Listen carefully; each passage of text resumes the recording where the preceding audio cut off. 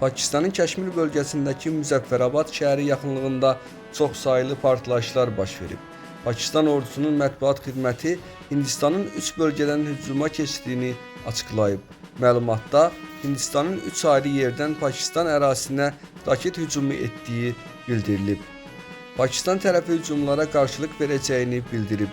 Hindistan silahlı qüvvələri də açıqlamasında Pakistanın işğalı altında olan Cammu və Kəşmirdəki terror infrastrukturuna zərbə endirəcək Sindoor əməliyyatının başladığını açıqlayıb. 9 rayonun hədəfə alındığı bildirilən açıqlamada Pakistana aid heç bir hərbi obyektin hədəfə alınmadığı vurğulanıb. Hindistan hökuməti atılan addımların qarşıdurmaya yol açmadığını bildirib.